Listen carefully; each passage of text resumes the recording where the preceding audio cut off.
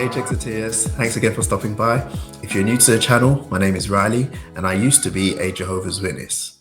Today I have the pleasure of re-interviewing Nate Cole, who I've had on the channel before. He was talking about his story of waking up and leaving the Jehovah's Witness religion, but I'm having him back onto the channel to talk about what he's doing now, where his life is now compared to what it was like when he was a Jehovah's Witness and waking up. I had a great time talking with Nate. He's got some really, really fantastic stories to tell. I hope you enjoy it as much as I did. Hi, Nate. How are you doing? Here we are. It's great to be speaking with you again, man. It really is. Likewise. It's really good to hear from you again. How have you been doing? All is well. All is good, man. Just enjoying life outside of the organization. Life has changed so much since our last interview, last video. I don't even know where to begin. But basically, I'm happy, and that's it. I've never been more happy, and if the person I am now could meet the person that I was when I was a witness, I wouldn't even recognize that person. Like, they would not get along, they wouldn't understand each other or recognize each other. What would you say to your younger self, yourself of a couple of years ago when you were first waking up? What advice would you give that version of Nate?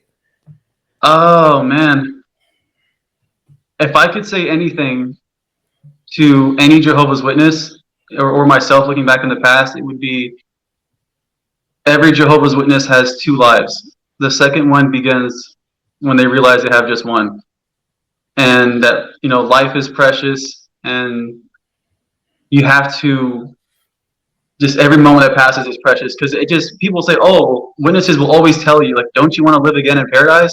Don't you want to live again in a perfect world? And people say, like, well, you know what? I'm telling them, like, I think the fact that we live, this one life that we were given or have is precious, and is valuable. It just makes it so much more valuable. And that's what I would tell my older self, my younger self. That's great. Tell us about what your life looks like now. What are some of the things that you're doing or involved in that are making your life so rich and happy right now? Absolutely. A lot of small things. When leaving the organization, you have a clean slate. You want to have happiness. You want to have joy and like true happiness that comes from within. And you're not going to find that from just like one big thing or just one day. Oh, here it is. For me, it was small things over time, getting involved with, I got in these meetup groups. Sometimes I would, and it's the meetup app, and I would use this app. I would sometimes find like charity in the area, because I was told that I wouldn't be able to help others or find the joy of helping others once I leave the organization. Well, I have, and just being involved in the community has helped in that aspect, has helped a lot. But I realized that the things that make me happy have always been there, whether it's just animals, like, because I have like a pet, and I went to like do a lot of hiking and nature. It's always been there. Nature, trees, the things that make me happy have always been there. The weight of the pressure of the people around me in that organization to meet a standard that was pretty much unachievable. Now that that's gone, I can pretty much enjoy the world the way it's supposed to be enjoyed. Traveling has helped a lot too, for sure. Yeah, I totally get where you're coming from. I feel the same way as well. I've described it as being weighed down. Like, you have hard times in your life as a Jehovah's Witness, and you have hard times in your life after you've left the organization as well. But after leaving, those hard times are way easier to deal with because you have less weighing you down. It helps you to be able to bounce back and cope with life's hardships because you're unencumbered. That's how I've experienced it personally. And so what you said just now really resonates with me. Yeah, and one thing I do want to share with everyone, and to go along with what you're saying is, and this is very important for people who are Jehovah's Witnesses thinking about leaving or have already left, is that leaving the organization, the Watchtower organization, comes in waves. Once you've made a decision to leave, there's going to be waves, and some of these waves are going to be higher than others. And I've kind of been hit by some of those waves harder than others, and it's kind of hard to get through. But the best way I found to get past these waves, because it's not going to happen all at once, and then you're good. Like a year later, like just last week I made a video about something that really bothered me. Even though it's been years since I've been out of the organization, I just got hit by this wave that's something that just bothered me. But the best way to get through these waves after leaving is through this one technique I've come across called RAIN. Each letter stands for something. Like R stands for, so I remember I have my notes. It was, so R stands for recognize, A stands for allow, I stands for investigate, and N stands for nurture. So you recognize when these waves come into your life, you recognize what the issue is that is coming back into your life. For me, it was recognizing that I had that feeling of not being good enough when I was in the organization. And then I would investigate why.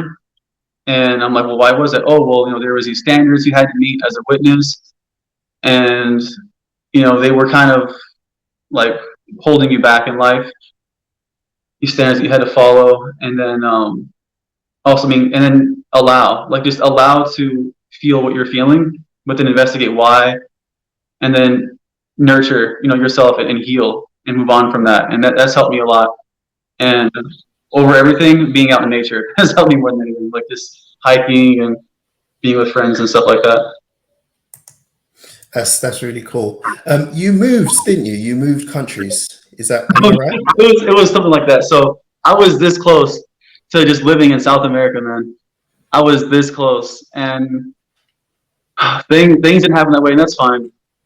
That's completely fine. Life is nothing but change all the time. But what matters to me the most is that when I was there, it changed my perspective on everything, because I had this, and I mentioned waves earlier. There's this one wave that got me where, and this not even really with witnesses. Witnesses kind of like the whole organization kind of put pressure on me, added to this wave. But overall, I felt like I didn't have a sense of belonging in the United States, because I'm like, I don't know. I just felt like out of place sometimes. And I figured out what it was. I did the whole recognize, allow, investigate, all that stuff. And what it was that I was surrounded by, I think, people who were pretending a lot. And it's not their fault, because in this society that I'm in, this Western society, everyone is on a goal to portray that they're happy with objects, that trying to impress people they don't care about with things that don't really matter.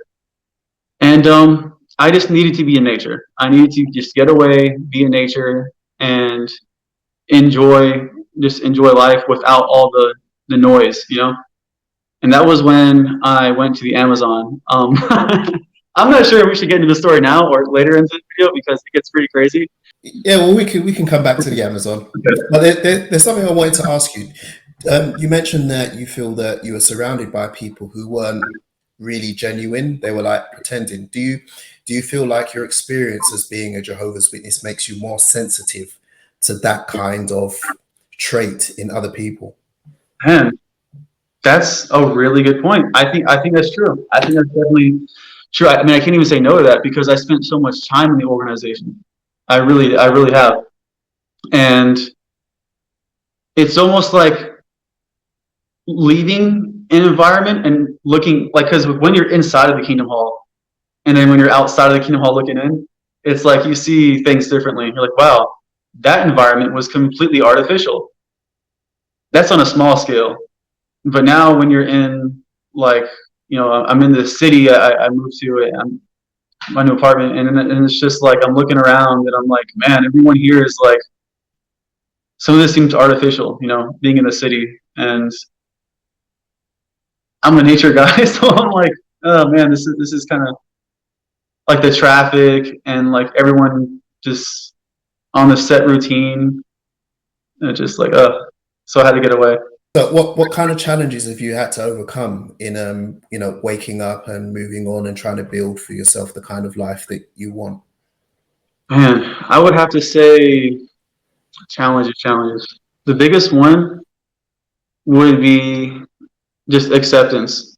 I could really be mad forever about not being allowed to be on the school basketball team. I would have loved to be on the school basketball team. I would have loved to, get into those things I loved in life a bit earlier that the organization held me back from. Not gonna lie, I felt a little bit robbed.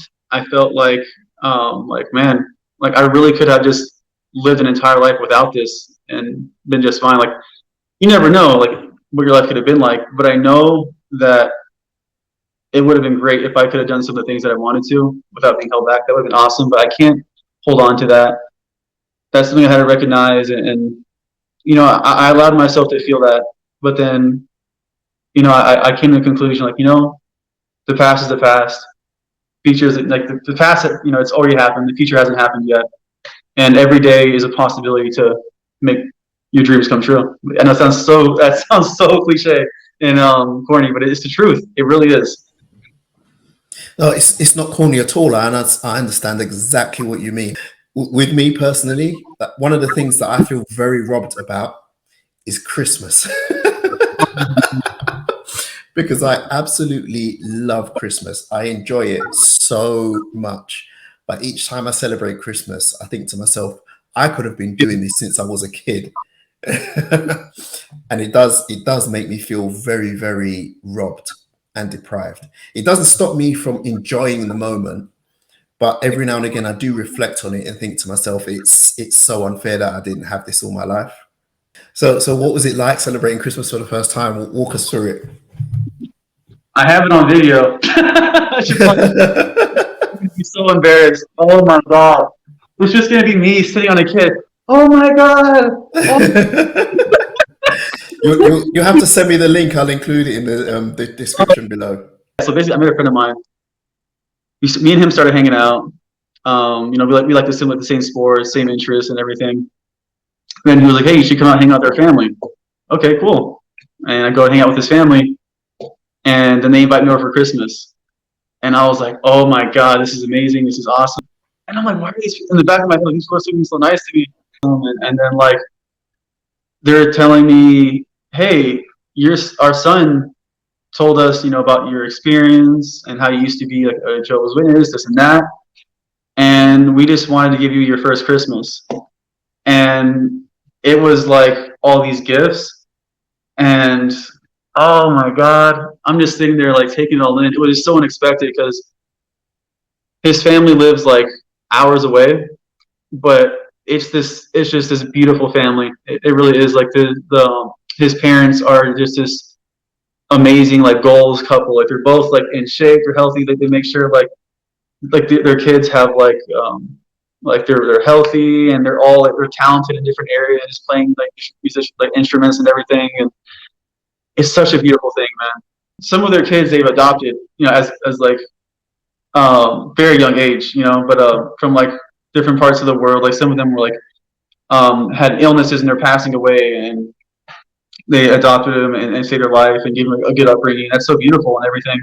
His family has a history of just helping those in need and being there for others. And it was just so random. Like we've been friends ever since. Sometimes on some weekends I go up and visit, and man, it's a great thing. It's crazy how if you open your heart up to certain, I guess, in certain people in life, they can recognize and they can realize, okay, I recognize that that struggle you've been through, like, and just like some kind of like resonation, like you guys resonate there. And yeah, that's a great family that's helped me also. But this is actually very recent. Like I found my happiness way before I met this family, but meeting this family, they've also expanded upon that. And when I was like, I felt like a kid that Christmas with all those gifts. I guess that's my point. And I'm sitting there and they're giving me these gifts, and one of the gifts that they gave me was, and I don't even like airsoft. I don't know what it is. Like I never got into it, but they got me this like airsoft like gun, and like the family's in the military, right? And so I was like, man, this thing's pretty cool. I don't do this, but it was just like a really nice gift. But me and my friend, I call him my brother now. Me and him, we went out to this range, and it was like his dad's like it's like dad's friends or people that they know that were like in the army, so they have like actual training and all this stuff. But for some reason, I did amazing. Like I was on the field and I was just going to town and just taking people out, like tagging people, and I was having so much fun that Christmas, and it's just crazy to me. Like, why did why was I convinced that the world outside of the organization was just so like gloomy when it's just they made it seem way worse than it actually. Of course, these folders is a tough place. Of course, there's so many evils out there, yada yada. But it's not around every single corner the way Witnesses made it. Like you can find happiness outside of the organization, is what I'm saying. But yeah, Absolutely, 100%. And I've come to realize that it's basically just a control tactic, making you fear yep, the outside world in order to keep you in. it is. That's all it is. It's a control tactic. Have you developed any new hobbies since leaving? Yes, I have. I've always wanted to get into any form of like martial art. I know. See, when I say like martial arts, it's like oh, you got like anger problems. Like, because I tell people like, oh yeah, I like boxing. I like MMA, all that stuff, and people assume that oh man, you watch out, this guy might go off on you. Like, no, relax, everything's fine. You know. And then just being able to like I don't know how to describe it, but basically just being able to just practice like boxing and MMA and all that stuff with like sparring partners and everything. It's just very therapeutic because I don't know. I just feel like hitting the bag and everything just helps me get everything out. That's about it. Yeah, I did martial arts for a while. The only reason I stopped was because of the pandemic. The classes closed down, and then Oh, I moved house, and I haven't been able to find another one nearby yet. But yeah, when I was doing martial arts, I absolutely loved it, and it's more about discipline and control than yes, about yes, rage and violence. It's about discipline and control. You know, very much, very much. I I I can't wait to get back into it again as soon as I find a class. Yeah, of course, of course. It's Yeah. such a great thing, and it also it helps with self mastery. Like one of the books I've been reading recently is the Book of Five Rings, and I've been getting into that. I've been getting into more like books outside the organization because when you're in the organization, the only books you read are like publications, and they see you reading a book that's like not a JW book, and they freak out like, wait, whoa, whoa, whoa. Our books are the only books you need to be reading. And she's like, God, now that I'm out, I can actually just read whatever I want to and not have to worry about JW's like freaking out about it. Yeah, I totally get that. I've really gotten into, well, not reading because I love books, but I find it difficult to sit down and read a book. So I listen to audiobooks. But as a JW, I felt so guilty for reading or listening to any publications that Yeah. weren't from the Watchtower. It really made me feel guilty. I felt like it was a very bad use of my time. But now I've gotten into so many authors that I just love listening to. Yeah, it's crazy. It's so freeing. You can feel guilty for reading a Bible that's in a different translation. Oh yeah, absolutely. It's just crazy how deep it goes. So what other positive things have you been doing with your life since leaving? Hanging out with just meeting people, and I've noticed that when I meet people, whether through meetup groups, I'll just be open to their experience, and they'll talk about their lives, and everyone kind of wants someone to, I guess, share their experience with. And then after they're done sharing their experience, I'll just tell them like how I resonate and understand with them. And then I've made close friends that way because I've had to start over from a clean slate from leaving the Watchtower cult organization, whatever. It's a clean slate. Family's gone, social structure's gone. So what I had to do was slowly build back up that social structure. In the beginning, it's so scary. It's so scary because you're in a void. You really don't know where you are. Your family's gone. Your friends are gone.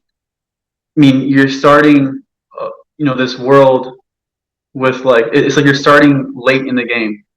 Like everyone, it's like the race starts, ready, set, go, but like they hold you, and then they say go when you're 20 years old or 21, and you just feel so far behind. And it's like, oh my god, like I feel like I'm behind, you know. But at the end of the day, experience is experience, and you know, your experience in the organization. There's some things you can learn from it, you know, but you can move on and have that social structure that you want, that life that you want. And it all starts with just opening up just a little bit, little by little. You don't have to do it all at once. No pressure. Take your time on and do it the way you have to do it. But for me, what helped me a lot was sometimes I just like be like I'll go to like I'll go hiking somewhere, and along the hike I'll come across some guy who's hiking too, and I'll talk to them, and then I'll just meet random people that way, just like in public. I'm an extrovert, and introverts are just probably listening like, what in the world is this guy talking about? Just talking to strangers. This guy's crazy. But if that's the case, go try meetup groups. Like meetup groups help a lot, and also just listening to other people's experiences online, of course, as we're doing now, helps a lot too, and then that helps you open up more. But yeah, I just feel like there's nothing holding me back in life. I recently started a business. I got a job and this. Oh, that's my cat. I got this job in here in the city, and I've been doing pretty well at it, pretty well. And you know, I'm probably gonna get promotion here soon. And it's just crazy how more successful I am now that I've left. And the thing that gets me is that so many elders were telling me that I wouldn't be. It sounds because what happened was there was this elders meeting I was in, and all the elders in this old congregation, the Broad River congregation, still have the badge. It's crazy, but all the elders in that congregation were business owners, and they were telling, like, some of them were telling me that I wouldn't own a business, I wouldn't be successful. It was unless I did things how they wanted me to, and you know, believed in Jehovah, this and that. And I'm like, no, I'm gonna prove you guys wrong, and here I am. Oh, one of the biggest things. Oh my bad. One of the biggest things that has helped me, dancing. I love to dance, and man, whether it's salsa, bachata, merengue, cumbia, like everything. And then also like sometimes I go like in Uptown, and like people know me there. Like I go there and they recognize me because I'm like, I'm just having fun. I'm living life. I'm happy and enjoying it. And sometimes I'll be like in a club or something, and I'll like get a circle going, and like I'll get in the center, take turns in the center, dancing, having a good time.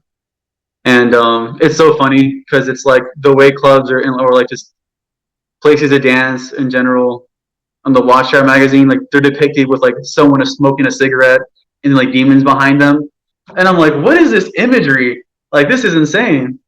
Like, it's so dramatic. But so I'm just like, man, I've been enjoying life. I've been chilling.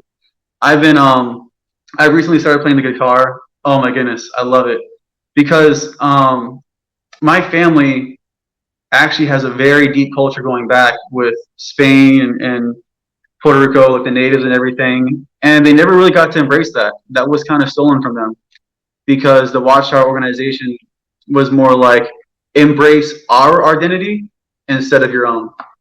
That's messed up. The fact that you can't really embrace your own identity the way you want to, and instead you have to embrace the identity of an organization made by 8 guys you don't even know.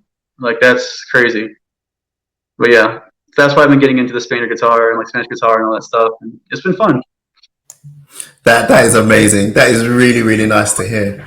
And I'm totally with you about the extrovert thing. I've become so much more outgoing as well since leaving. I love talking to people, especially people I don't know. You know, I will happily engage a stranger on the street in conversation because, you know, I'm free to do it now without an agenda. I don't have to think about, you know, making a good witness or anything like that. And you just learn so much about human beings and people as individuals from just engaging with them for no other purpose than the enjoyment of it. Absolutely. And there's one thing I have to touch on because people say, well, that's just because you were a witness, and that's just because you went door to door, and that's just because, like, hold on. Being a witness made me an introvert, like, as much as possible. It wasn't until I left fully that I became as happy and extroverted as I was. Because it's like I'll get comments from people who are like saying, "Man, you're really nice. I can tell you're a witness," and I'm like, "Oh, please," because I was, you know, it's so crazy. When I was a kid, I was so like kind to others, and I believe I've mentioned this in our first video. But there was a neighbor across the street, and I couldn't even associate with him. He's right across the street. You can just watch us hang out. Like, you know, we were just kids, 8 years old, you know. And at that time, like Star Wars just came out, like some Star Wars movie, and like we just wanted to like hang out and play with the Star Wars stuff or whatever games. And I couldn't do that. You know, it was just so weird because it's just like um, it was more like, oh no, stay inside, stay away from the non-witnesses. And I'm like, now that I've left, I can talk to whoever I want to. I can be, you know, friends with whoever I want to, and I love it. It's great. You made a really important point about identity and culture, how the organization, you know, prevents you from expressing your own identity and exploring your own identity and culture and forcing you to adopt theirs. That's something that I'm really aggrieved about, you know, to be honest.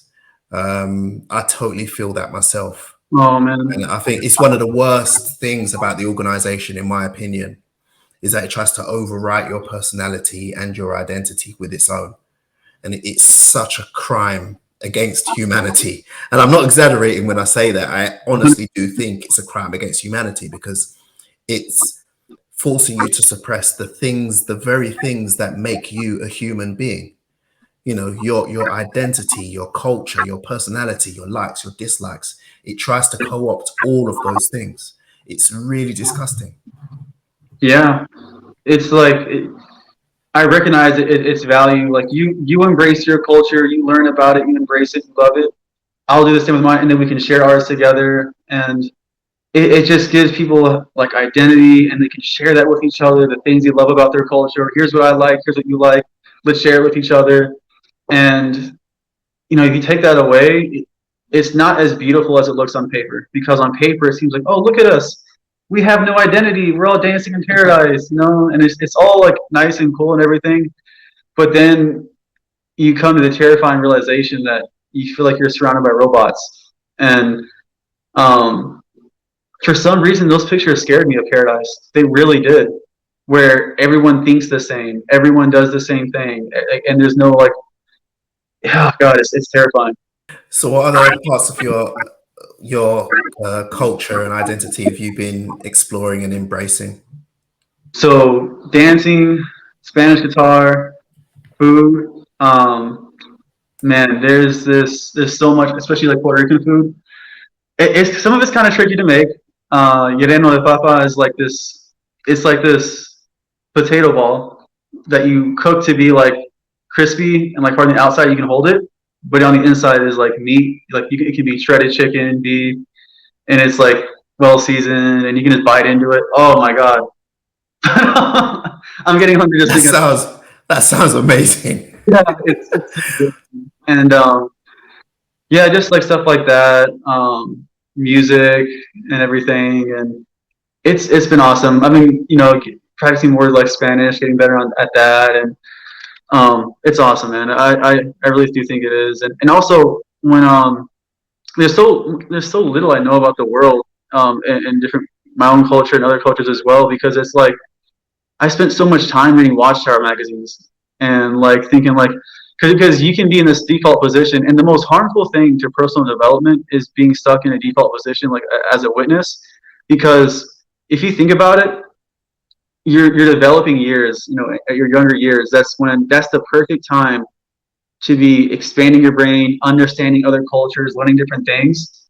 And I spent a lot of that time in the organization, but I still like on the outside. I try to do as much studying as I can because there's doubts I had and stuff like that. But when I visit these other countries and other places, I'm seeing how things are, and I'm like, I'll go to a place like Panama, and I'm like, wow, I had no idea that there was a country where Jamaican culture and Latin culture were mixed into one culture and together. And there's so much like rich music and history, and how this one country helped trade across the world with the Panama Canal and the people who built it. It was just very interesting. And then also like the nature that's there.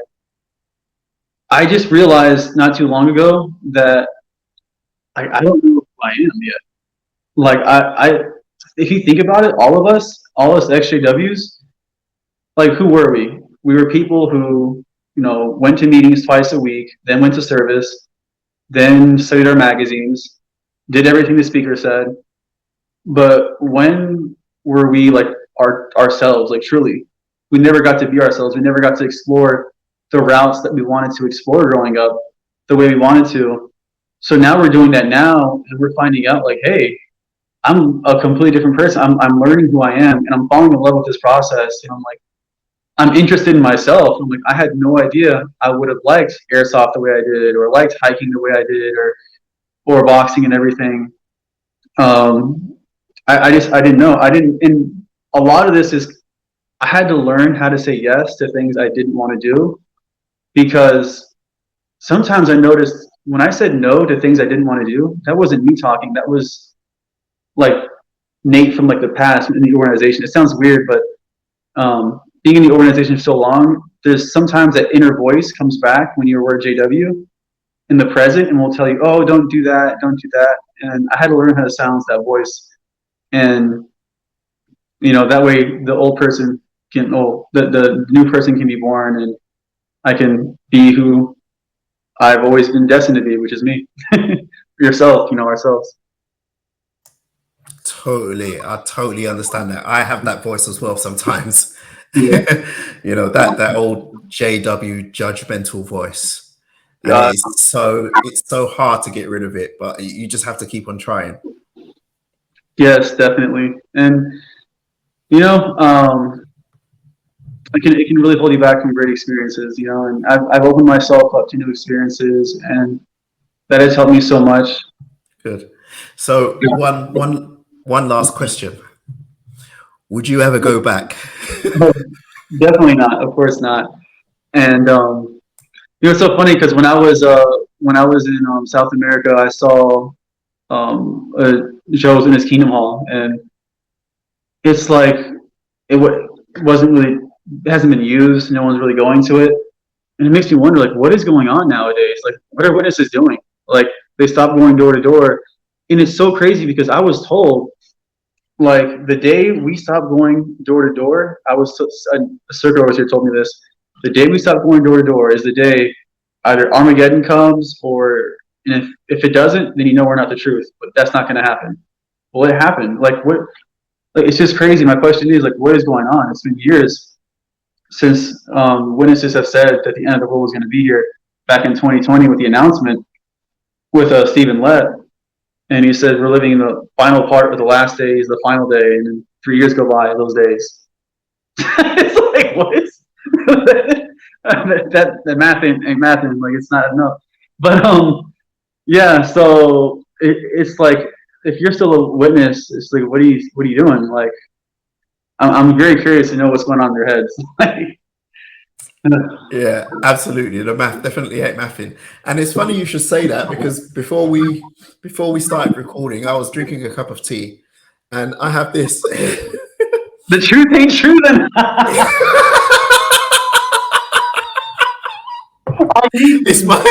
It's my variation on the math ain't mathing. Wow, you're a genius, man. That is hilarious.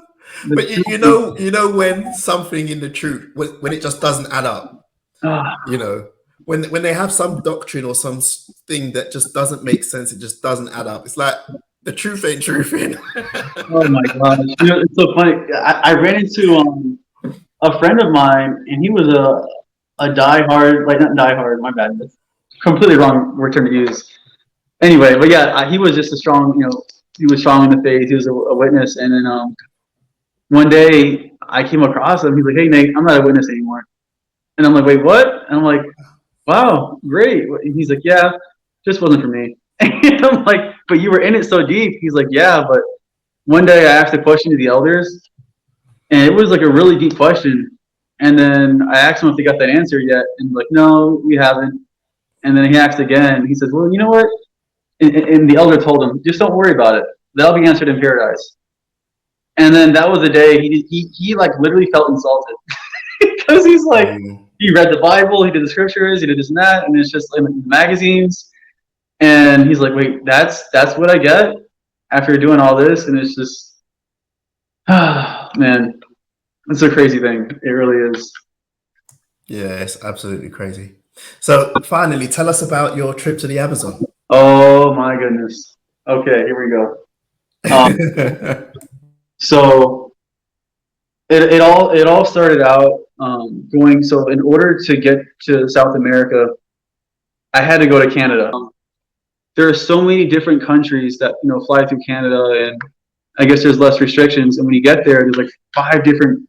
When you first get there, there's like tons of gates, like tons and tons of gates, and each gate is from a different country at this Canadian airport, and you don't even hear the same language twice because there's so many different languages. And long story short, I get to South America, and that was when this was in Cali, and yeah, I spent time in Cali, Bogota, but I ended up staying at Leticia. Leticia is this small town that is along the Amazon River, and what happened was the plane gets there, I get on this, and the elevation is so high for some of these cities.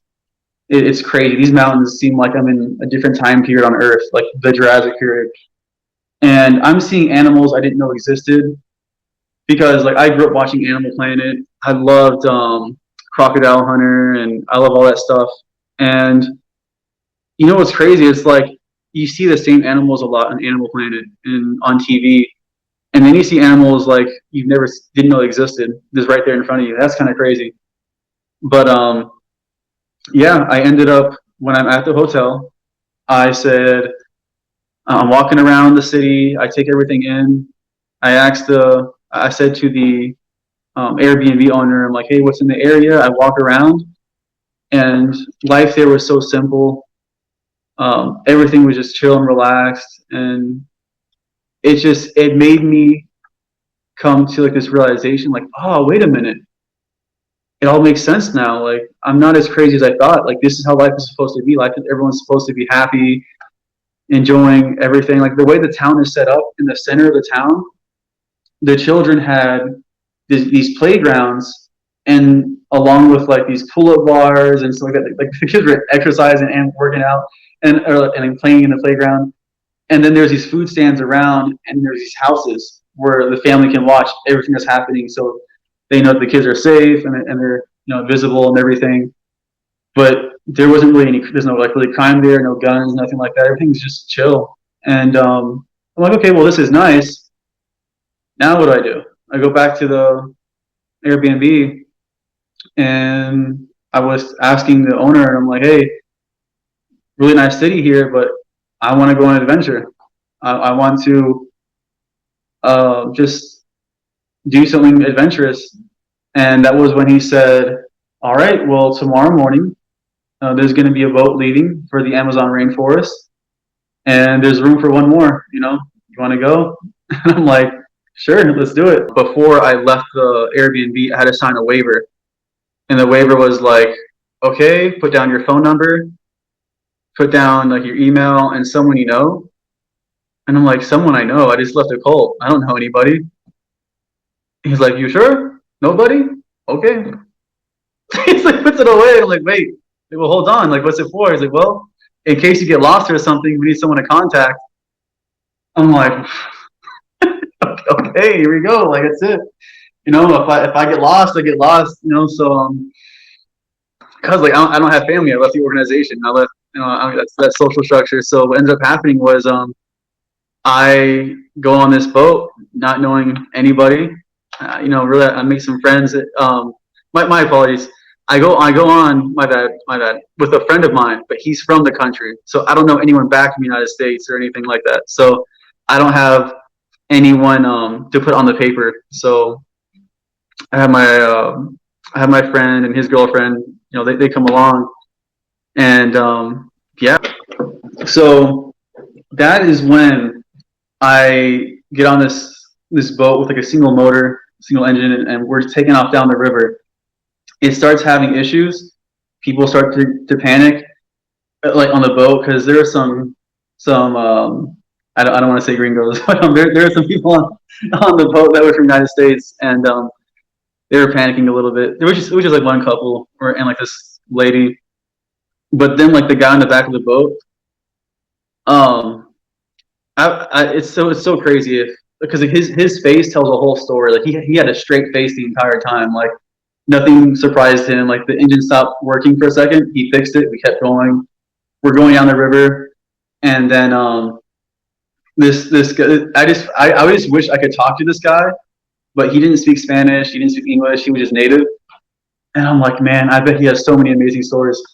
So we're going down the river, and as we're going down the Amazon, it's pretty wide, and then we go off to like a more narrow river, and down to the point where we get to this riverbank, and there's this native waiting for us, and he's like the only dude in the. Why did I say dude? My bad. It's just like the only, the only the only guy on the end of the only guy that knows Spanish, and so we get to him, and he's like giving us directions through the Amazon. This is okay. This is where it gets a little bit crazy. What ended up happening was we get to the riverbank, and the part where it gets dangerous is as we all get in single file to follow the native tour guide. He was like, "Okay, follow closely to me, and it's going to be single file, and we're going to walk as fast as we can without running, and also like just be balanced at the same time because we're walking on wooden 2x4s through the jungle." And as that's happening, there's trees with like really long thorns, poisonous plants, tons of insects, and it's nice to take in. I was taking like tons of pictures and everything. So we get through it. This one lady though, I'm not sure if she had to go back or not because she ends up going off the wooden piece because she was like pretty confident, like, oh, there's no danger, nothing. And then she gets stuck in this mud. And she's like, oh, I'll just walk out. And then she can't. And then she's sinking really fast. It was crazy how fast she was sinking. And I'm like, oh, this is happening. Okay. People were like giving her stuff to hang on to. And then we had to pick her up like out of her boots and then like get her boots separately because like the mud was just like absorbing her. It was crazy. But she said she hurt her ankle. So at least she had to go back. So we keep on going to the jungle, and at the end of the trail, we get to La Largo Piranha. It's like the Piranha Lake, and we're staying at this floating raft house in the center of this lake that has piranhas in it. But the natives made this net apparently that keeps the piranhas out, but they said that they can't guarantee like all of them are out. Maybe one gets in. It's just crazy. Part of the reason why I went on this journey was to just be far from like the noise of like modern day society, just with nature, because insights are powerful, and one of the best ways to generate insights is by being in nature, and sometimes being isolated. So as I get to this boathouse, this raft house, it's anchored by these ropes that connect to the mainland. That way, when the water level goes up and down, it goes with it. It was pretty smart ingenuity. But so half of the boathouse had beds, like comfortable beds. The other half had these hammocks, these like rickety hammocks. And I'm like, I'm staying on the hammocks. I didn't come all this way so I can be on a nice, comfortable bed, like in the United States and everything. Like I'm here to enjoy this experience. And also, like my mother's side of the family, she's native, like Taino, and like she's native through and through, like the whole that whole side of the family. So as white as I am, I came out of a native woman. But yeah, it's just so I'm just like, you know what, I'm gonna embrace it because it's just see what this culture is like, and and so I chose the hammock. I chose the more scrappy side of place to stay at, and it was nice, even though it was right next to the water. And if I made one wrong, if I just like turned in my sleep during a dream, I probably just rolled off into the water. No, that would have been bad. No, but everything worked out fine. The part that got interesting though is just the stories that they have are quite terrifying, but they embrace them. Like they have these statues of what you'll see in the rainforest, and some of them are really weird, like really creepy statues. Oh man, there's a really actually this one scary story in this Amazon trip that's terrifying, but everything else worked out just fine. I haven't told anyone this, so this is going to be very crazy. We got lost. We got lost in the Amazon in the middle of the night. Me and my no, we didn't get lost. I got lost. It's my fault because I was taking pictures and I got caught because I was seeing how much I love taking pictures and everything. And so there's a statue that they have over there. It's like a person, but the only difference is that their veins are like plants. It sounds really weird, but I have a picture of that as well. But I'm like, oh, that was interesting, and I asked the story behind it, and they said that there are things in the Amazon, and they're not the word that they said was like not with us, not one of us. And I'm like, yeah, animals, like plants, animals, there's plenty of stuff out here. And he's like, no. If you are in the Amazon and you see other natives, sometimes they're not natives. And I'm like, what does that even mean? Like, that doesn't make any sense. Like, they're just like other people from like the city. He's like, no. They look like us, but they're not us. And I'm like, oh, okay. That's an interesting folklore, interesting tale.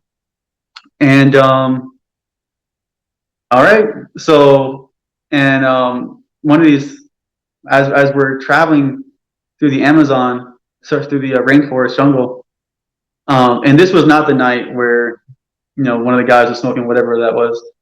This is complete like I was complete like sound in mind and everything, and I did get a lot of this on video. But what ended up happening was because I had two phones. I had one phone that had like a SIM card from that country, and then I had a United States phone. So like in case I get lost and need to be found, and also this phone had like a waterproof protective like box on it, like a case. So just to make sure that it didn't get damaged or anything. So I was recording most of my stuff with that because I've seen the movies. Like, yeah, I was gonna be that stupid, white guy that does, hey guys, let's go check it out, and then gets killed. No, but I wasn't gonna go. No, because it's like, it's always that one dude. It's like there's some loud noise, like some terrifying sound, and like, oh my god, what was that? It's like, I don't know, let's go check it out. And like, what's going on right now? So, I'm not going to be that guy, but at the same time, if I am going to explore things, I'm going to try and do it with like, I'm going to be recording, I'm going to be having my camera with me, because every time I see those scary movies, and I'm like, if I were ever in that position, I'm going to do things differently to like make sure, and I found myself in that position. The reason why I mentioned that story earlier was because at night I was with the flashlight. I was traveling with two other people, and like 2-3 other people. And as we're going through the jungle, I'm taking pictures, I'm taking videos, and there was this crazy big frog. Like this frog was massive. It was like the size of my head, and it was just on the tree, just staring at me. And I'm like, wow, that is insane. It's like called a Goliath tree frog or something. And I'm just fascinated by it, and I'm looking at it, and I'm taking pictures and everything. And I'm like, I get called to come back to the group. Someone says like, oh yeah, vamos, hágale pues, like come back, hurry up. So I'm like, okay, I'm gonna come back and join the group. and I hurry up and I walk. But like since I was like going, I was like turning like circles, taking pictures and stuff. So I forgot if it was right or left to go back, and I run to catch up, and I see the guy there like walking ahead, and I'm like taking pictures. And after 5 minutes go by, I'm taking pictures and stuff. I'm like, wait, what? I look at the guy in front of me, and I realize like that's not the guy I was with. And like, where's the other? Where's the other person I was with? Like, and I'm like, who is that? Like, that is not. That's not the person I'm with. That's not the tour guide. That's not. And I just kind of stopped, and oh my god, just like feeling the emotions like right now that I felt in that moment. That was the coldest feeling I've ever gotten. I'm like, whoa. And I just stopped, and I'm like, I wait for like the person to keep walking, and I grab my phone and I start recording, and I start walking back, and I'm like, I'm just shivering because I'm like, what in the world? Like, that's not who was that? Like, that's just some random guy out here at night though. Like, doesn't make any sense. So I start walking. I'm walking, and the only thing that saved me was that tree frog that was still there. And I'm like, okay, so if I was here and I went that way, then I'm just gonna go the opposite way, and I should catch up with the group. And I was like running fast, but the thing about running fast is I'm running through webs of spider webs and everything. It was just bad. But as I'm running, with the guy, I forgot his name. He was with the tour guide, and he comes around and he says, "Hey man, where were you? I'm responsible if you get lost. If you get lost, that's on me." He's like mad at me and everything. And I'm like, yeah, of course. He's like, my bad. I was just taking pictures. My apologies.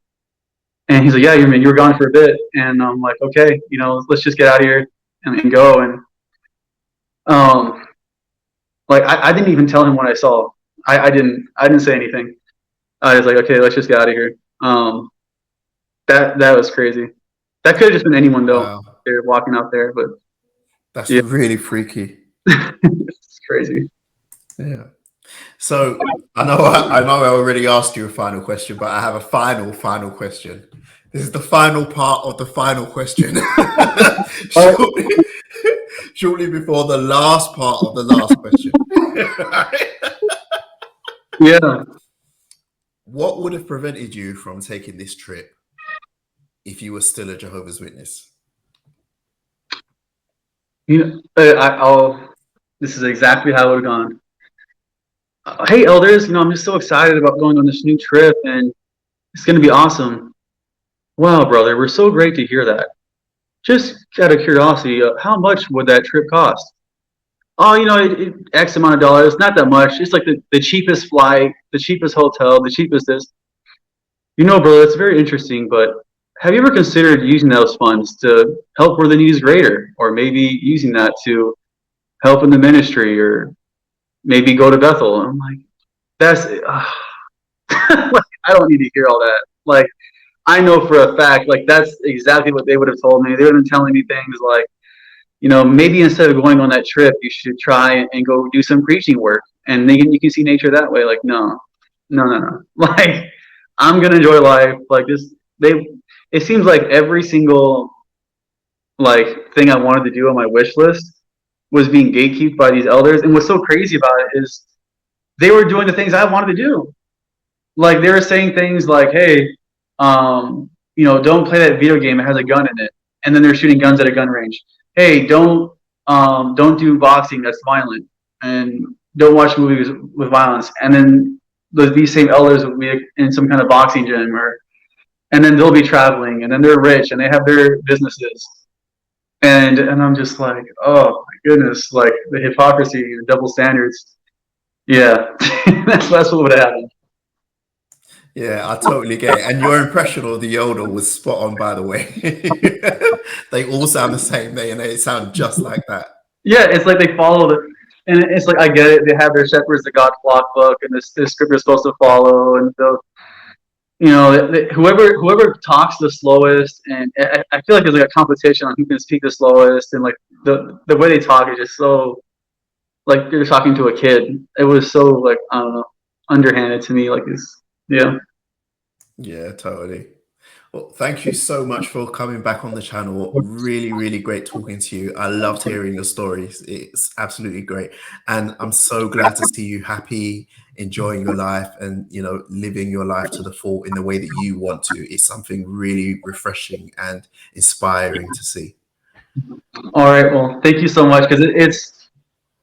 I didn't know I could be this happy. I never knew that, and I just want everyone else who's a ExJW to be happy too. And thank you so much for everything and for having me on. That's great. Thank you. Enjoy the rest of your day. Thanks. If you're still with me, thank you so much for watching till the end. I really appreciate it. Please click the like button if you enjoyed this interview. And if you haven't already done so, please subscribe to the channel with notifications so that you're alerted each time I post new content. Please proceed to the Jexit in an orderly fashion, and I'll see you in the next one. Thank you so much for watching to the very end of the video. If you haven't already done so, please like, leave a comment and subscribe to the channel. If you like my work and want to help me continue doing it, please support me on Patreon at patreon.com/Jexit_2020. And with that, I'd like to sincerely thank these very special patrons who make these videos possible.